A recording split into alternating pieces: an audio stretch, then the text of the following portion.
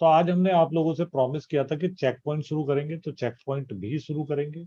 अब check point से पहले जो हमारा पोर्शन ये वाला बचा था, जरा इसे एक बार रीड आउट कर लेते हैं यहाँ से, फिर आगे अपन मूव करेंगे। तो cell division first observed by Nageli in plant cell and it was first studied by Prevost and Dumas in a fertilised egg of frog. ये याद रखना है कि सबसे पहले फर्स्ट ऑब्जर्व किया था नगेली ने प्लांट सेल में, और ऑब्जर्व किसने किया था? Prevost and Dumas in fertilised egg of frog. Cell cycle. Excuse me sir. जी बेटा। सर आप ये स्लाइड भेज सकते हैं ग्रुप में? हाँ श्योरली, मैं भेज दूंगा। Okay, thank you. It is a series of programmed cyclic changes by which the cell duplicates its content. यानी जितने भी उसके सेल ऑर्गेनेल हैं, उन सब का क्या करेगा? वो डुप्लीकेशन करेगा, उन सब का डबल कर लेगा उन सब। ठीक है। And it's content divided into two dots. Cell cycle के मनस्वी जी। Cell cycle was discovered by Howard and Plack. It is divided into two phase. Long non-dividing phase, जो हमने बोला था longest phase of cell cycle होता है, longest phase, जिसे हम बोल रहे थे इंटरफेज और आई फेज, और शॉर्ट डिवाइडिंग फेज जिसे हम बोल रहे थे एम फेज और माइटोटिक फेज। ठीक है, चल आगे चल। ठीक है, ये हम पढ़ा चुके हैं आपको। अब हम आते हैं यहीं पर, हम आते हैं चेक पॉइंट्स के ऊपर। ठीक है, चेक पॉइंट्स। देखो गाइस, आज थोड़ा सा पेन स्मॉल उसमें चलेगा क्योंकि मेरे पास कुछ प्रॉब्लम हो गई है लैपी में, जाने में लगे हुए, बट हो गया है। चल, चेक पॉइंट्स की बात कर रहे हैं तो हमने बोला कि हमारा जो सेल होता है that is my cell, and cell में हमने बोला कुछ कंपोनेंट भी हैं, यानी कि इधर हमारा G1 फेज है, इधर हमारा S फेज है, ये हमारा G2 फेज है, G2 and that will be are M phase. Okay. M phase. तो हम बोल रहे हैं कि जब G1 फेज से सेल साइकिल निकलती है तो यहां पर एक चेक पॉइंट होता है, that is checkpoint number 1, जिसे हम बोलते हैं G1S check point. Check point. ठीक है, मैं कुछ पॉइंट भी लिखाऊंगा और बता। यहां पर क्या चेक होता है? सबसे पहले तो वो चीज लिखे। यहां पर चेक होता है क्या? Size of cell. Size of cell check होगा। शेप ऑफ सेल चेक होगा, या बोले तो क्रोमोसोम चेक होगा। शेप ऑफ क्रोमोसोम लिख लो, एग्जैक्टली लिखना चाहते हो तो क्या चेक हो रहा है? शेप ऑफ क्रोमोसोम, कि भाई दो क्रोमेटिड आ गए कि नहीं। थर्ड वाला जो यहाँ पर चेक हो रहा है वो क्या चेक हो रहा है? That cell have power of division, यानी सेल में पावर है डिवीजन की या नहीं है। क्लियर है? अरे बोलो। Yes, sir. Yes sir. चल, all these are check by, ये सारे के सारे जो चेक होंगे, इन्हें चेक करने के लिए हमने एक स्पेसिफिक प्रोटीन रखा हुआ है। तो यहां पर एक प्रोटीन होता है जो एंजाइम डिपेंडेंट प्रोटीन है। तो यहां पर क्या मिल रहा है? Enzyme dependent protein. Enzyme dependent protein, dependent protein that will known as, देखो प्रोटीन का नाम बता रहा हूं सबसे पहले। तो उस प्रोटीन का नाम होता है बेटा क्या? साइक्लिन। ठीक है, साइक्लिन डिपेंडेंट काइनेज। तो प्रोटीन तो है हमारा साइक्लिन, और जो किस पे डिपेंड है? काइनेज एंजाइम पे। तो साइक्लिन डिपेंडेंट काइनेज, ठीक है, दैट विल बी CDK1। ठीक है, यहां पर CDK1 यूज होता है। Will check G1 as checkpoint. Will check G1 as check point.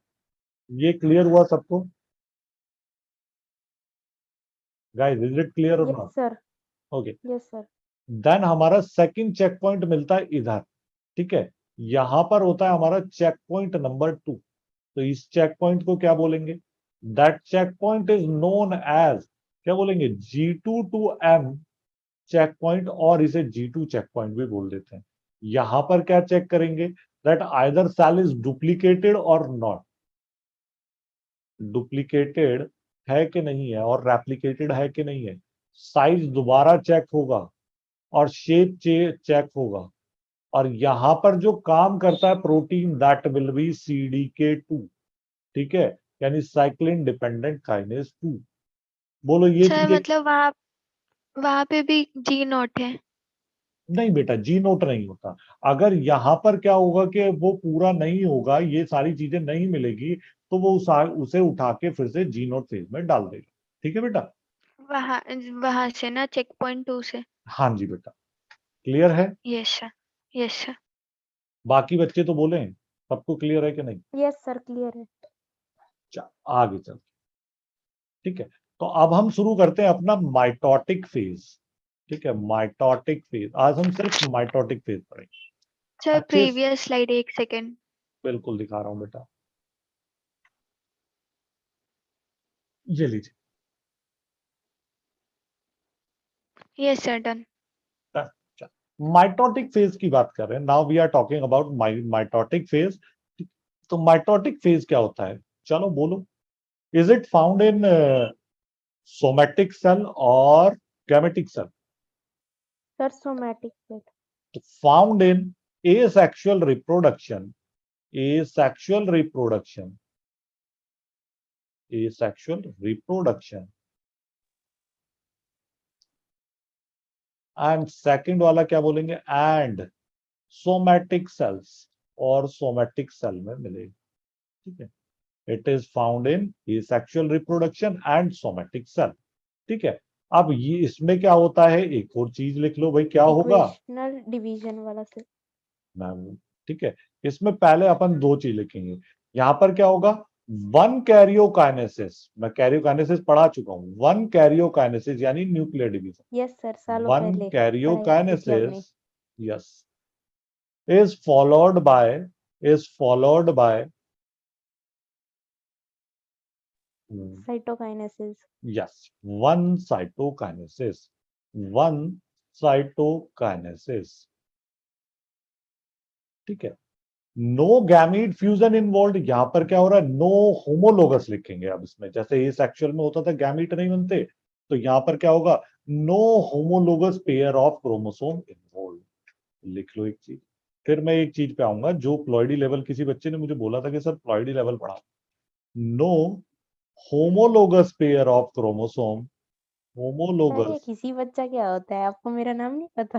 हाँ तो ऐसे ही बोलेंगे ना, होमोलोगस पेयर ऑफ क्रोमोसोम, मतलब इसमें पता है बेटा, pair of chromosome involve. Sir मैं तो ऐसे ही बोल रही थी। Okay, so it is sir in known. Might जी बेटा बोले। सर माइटोसिस में या फिर कैरियोकाइनेसिस में? बेटा माइटोसिस की बात चल रही है ना, कैरियोकाइनेसिस तो एक प्रोसेस हो गया ना इसका। हाँ होगा वो यस सर। कैरियोकाइनेसिस के अंदर। ठीक है, it is known as equational division, equational division because no chromosome, no chromosome number will change here, no chromosome number change here, change here। Guys समझ आया, डन हुआ तो बोलो, आगे चलेंगे। हाँ सर। सर मैं ज्वाइन नहीं कर पा रही हूँ, कनेक्टिंग आ रहा है। अब क्या बोलूं भाई रिया।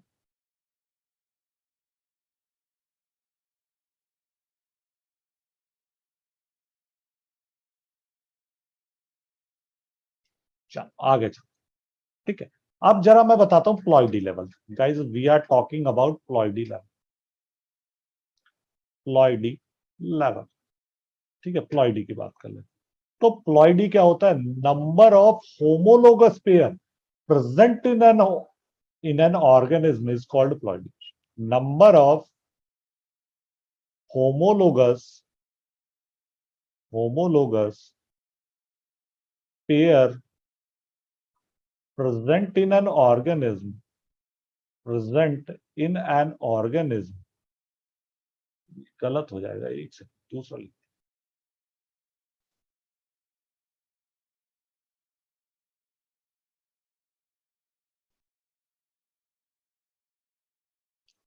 ये लिखो, total number of chromosome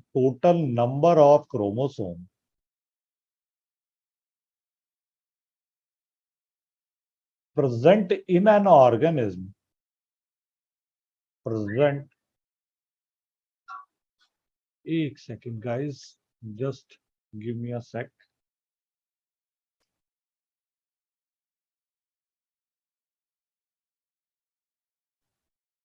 sorry guys, चल, total number of chromosome present, उसे अपन क्या बोल रहे हैं, that will be known as ploidy level. ठीक है, अब प्लॉइडी लेवल में सबसे पहले आते हैं हैप्लॉइड। हैप्लॉइड क्या होगा, यानी सिंगल क्रोमोसोम्स को बोलेंगे सिंगल क्रोमोसोम, उन्हें बोलेंगे हैप्लॉइड क्रोमोसोम। अगर हम बोल रहे हैं डिप्लॉइड तो क्या होगा, होमोलोगस पेयर होगा। क्या होगा, डिप्लॉइड का मतलब हो जाता है अगर हैप्लॉइड एन है, एन नंबर ऑफ क्रोमोसोम, तो डिप्लॉइड क्या होगा, हैप्लॉइड, होमोलोगस पेयर, हाँ सर, होमोलोगस, 2n होगा। Yes, homologous pair, that will B 2n। ठीक है, और ट्रिप्लॉइड का वैसे ही एक ट्रिप्लॉइड तक लिखेंगे बस, ट्रिप्लॉइड हो जाएगा हमारा, that will B 3n। Clear है, यानी कि जैसे हम ह्यूमन की बात करें तो हम बोलते हैं 46 क्रोमोसोम है, उसमें हम क्या बोलते हैं 23 पेयर होमोलोगस क्रोमोसोम है। ठीक है, जिन्हें हम क्या बोलते हैं, they yes are sir. Known as, क्या बोलते हैं उसे, diploid. 2n is equal to 46 आ जाता है, तो n इज इक्वल टू क्या आ गया हमारा, 23। क्लियर है, 23। जितने पेयर बनाएंगे। Sir yes sir. जी, सर ये माइटोटिक फेज G2 के बाद आ रहा है ना? जी बेटा, माइटोटिक फेज अभी तो दिखाया हमने, देखो माइटोटिक फेज कहाँ सर है, G2 के तो बाद।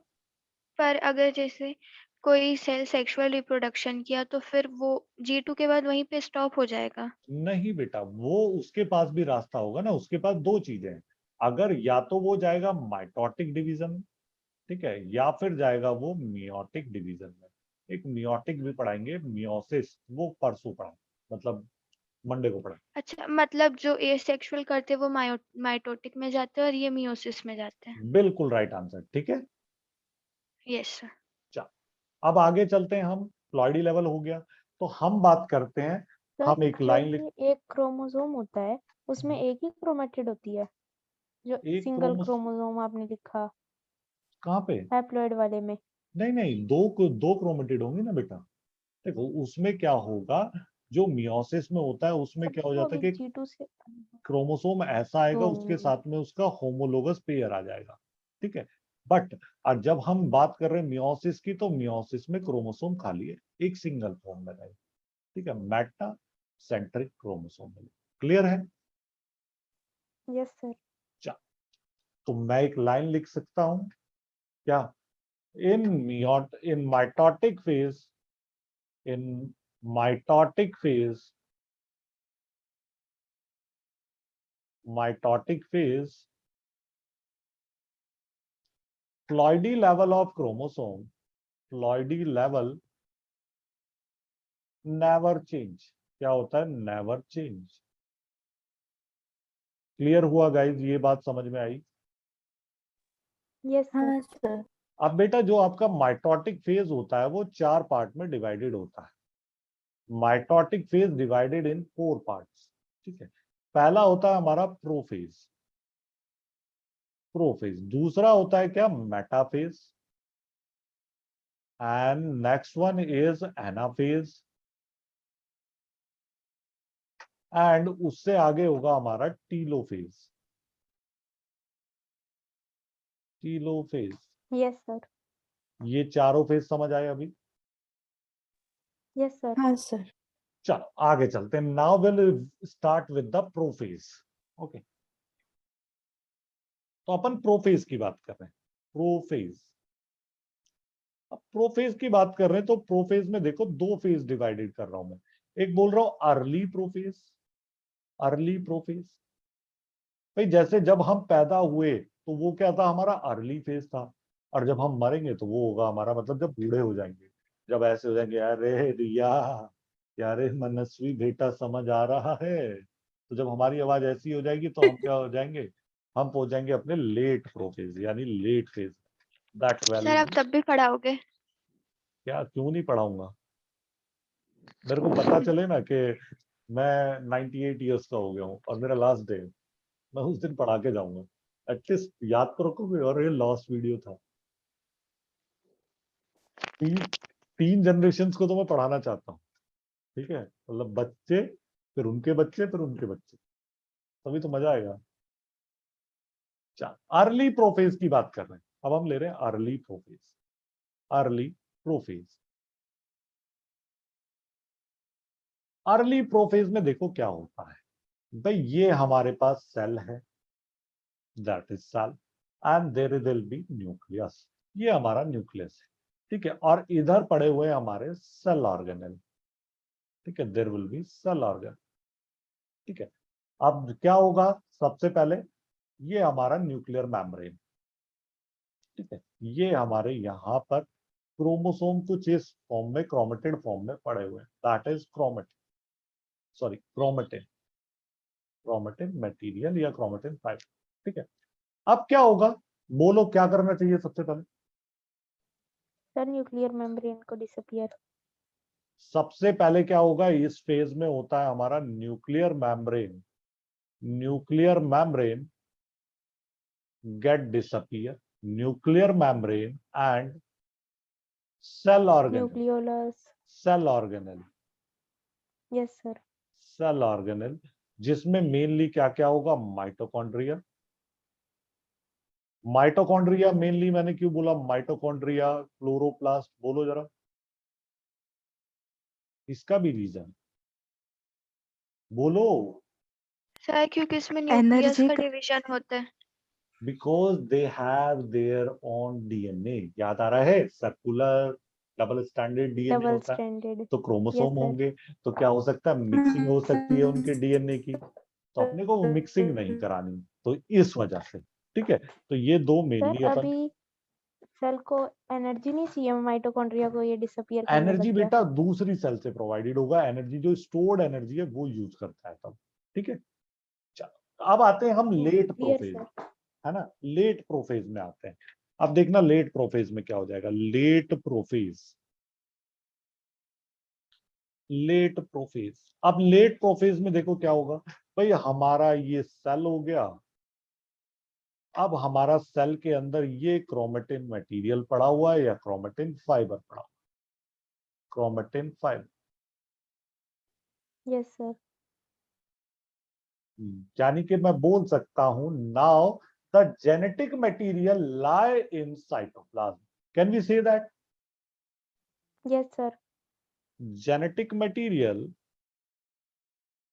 अरे बाकी लोग भी बोलो भाई, जेनेटिक मटेरियल, यस सर आज कम लोग आए हैं।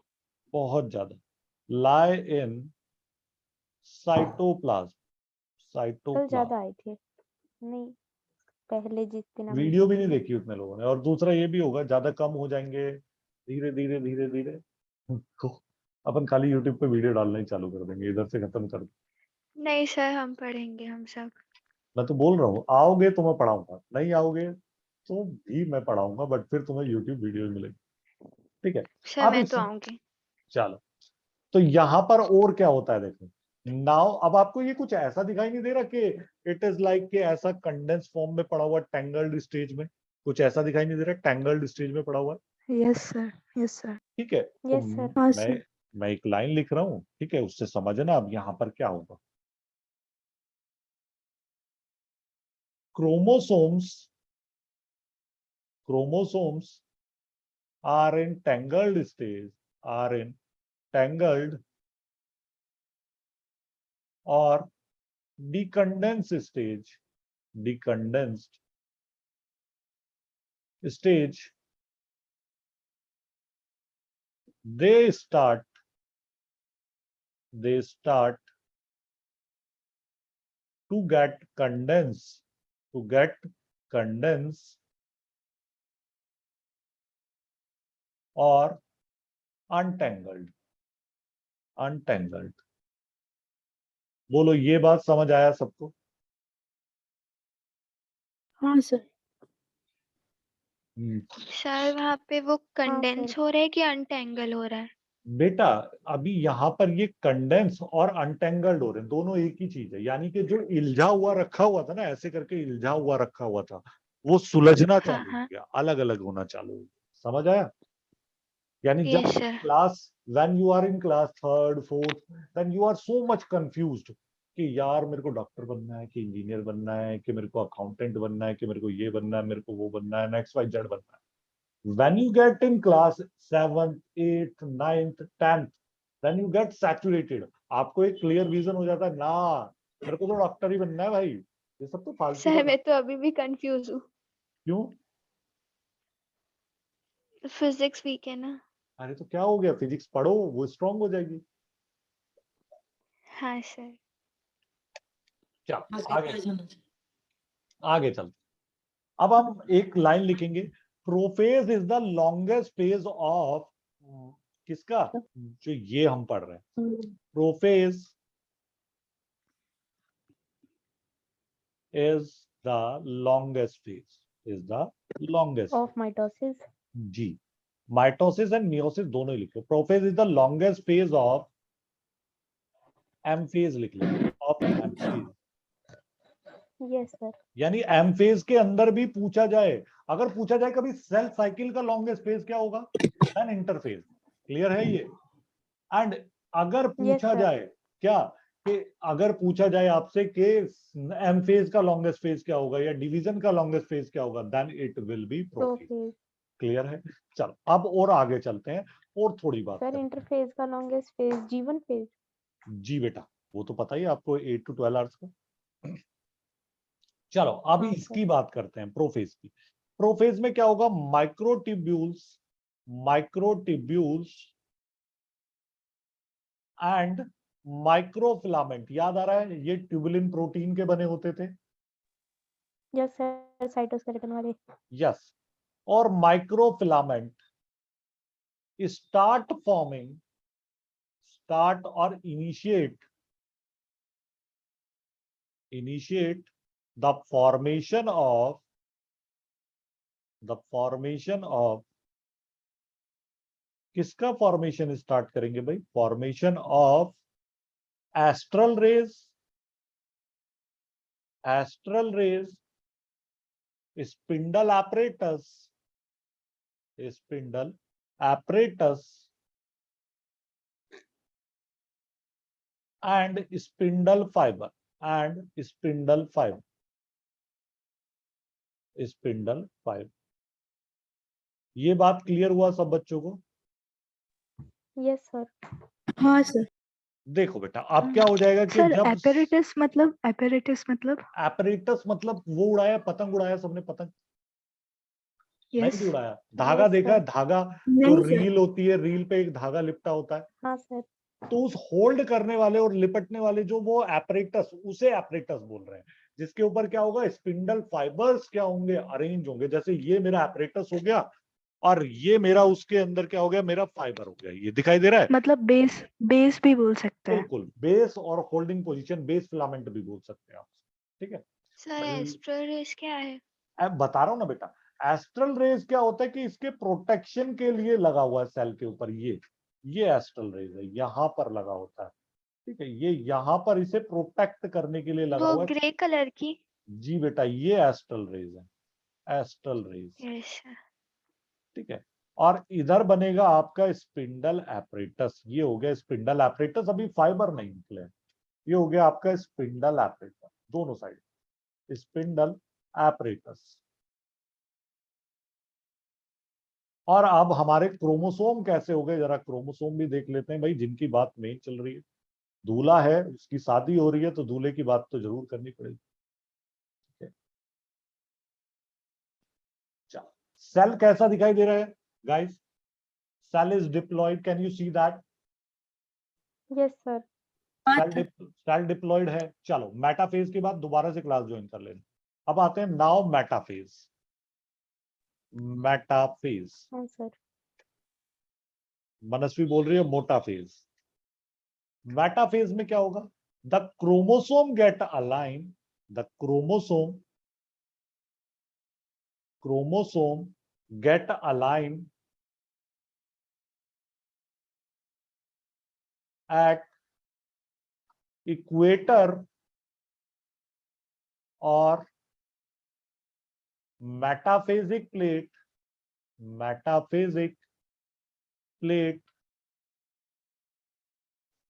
or equatorial plate,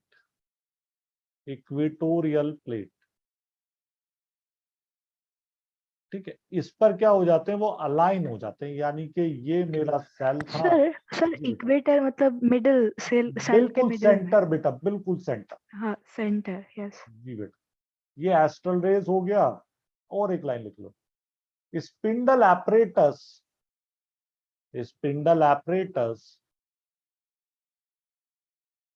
and fibre, यानी स्पिंडल फाइबर की बात कर रहा हूं, फाइबर फॉर्मेशन गेट कंप्लीट, यानी वो अब बन के पूरे तैयार हो गए।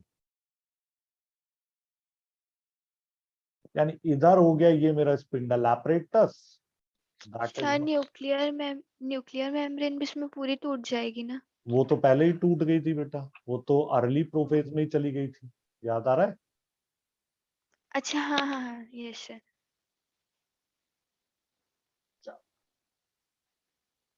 अब मैं दिखा रहा हूँ, ये हो गया मेरा स्पिंडल एपरेटस। अच्छा, ये फिर ये बुक में गलत दिया है।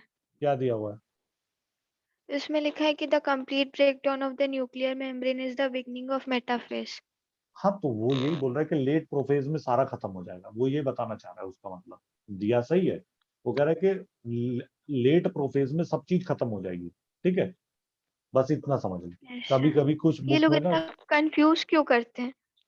क्योंकि आप फिर टीचर की जरूरत की नहीं पड़ेगी ना अगर कंफ्यूज नहीं करें। हाँ। वो भी किसी टीचर ने लिखी है ना, उसे पता है कि रोजी रोटी भाई इस पे ही चलनी है। अब देखो, एक लाइन इसके बाद में लिखाऊंगा। यहां पर क्या हो गए कि क्रोमोसोम हमारे अलाइन हो गए, कहां पर? मेटाफेजिक प्लेट में, ठीक है। यहां पर ये सेंटर पे अलाइन हो गए, तो ये जो आपको इसका सेंट्रल लाइन दिखाई दे रही है, इस सेंट्रल लाइन को बोल रहे हैं हम क्या? That will B metaphasic plate, metaphasic plate. Clear है? बोलो। यस सर, क्लियर है। चलो अब इसे ले लो स्क्रीनशॉट और एक बार दोबारा से कर लो, 10 मिनट्स के लिए एक बार दोबारा कर लो, क्योंकि एनाफेज और टीलोफेज समझा रहे सर स्टार्टिंग से स्लाइड्स दिखा दो। थे। एक सेकंड, वैसे हो जाएगा इसी में, रुक जाओ, 6 मिनट बची है, इसी में अभी कवर तो कर है डाल। Sir time. हाँ, इसी वजह दो, इसी में कवर कर डाल, रुक जाओ। ठीक है, अब हम आते हैं एनाफेज के ऊपर, ठीक है। एना का फेज है ये, ठीक है, एनाफेज। एनाफेज, अब देखो बेटा एनाफेज में क्या होगा। एनाफेज में ये होगा, chromosome get split, chromosome get split into two chromatids, into two chromatids, two chromatids। और एक दूसरी लाइन लिखो जो अब आपको बेहतरीन तरीके से समझ में आएगी। Now metacentric chromosome, now metacentric chromosome, metacentric chromosome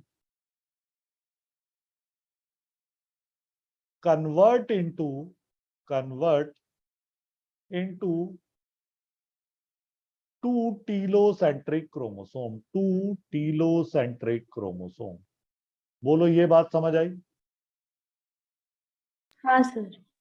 yes sir. देखो कुछ ऐसा हुआ, एंड दे स्टार्ट, एक और लाइन लिखो, एंड दे स्टार्ट मूविंग। ये कौन है भाई? एक गेमर। They start moving toward opposite pole, towards the opposite pole, towards the opposite pole, ठीक है, यानी एक दूसरे से अपोजिट मूव करना चालू कर देंगे। क्लियर हुआ? देखो कैसा होगा, जरा देख लो। ये स्क्रीनशॉट लिया या लिखा? डन हुआ? सर डन लिख Yes, लिया। sir. बोलो बेटा।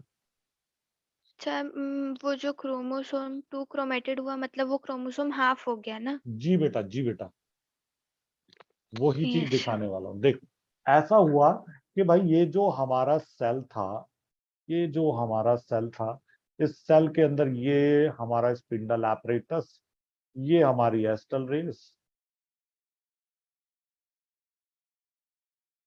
ठीक है, अब देखो इसके अंदर होगा क्या।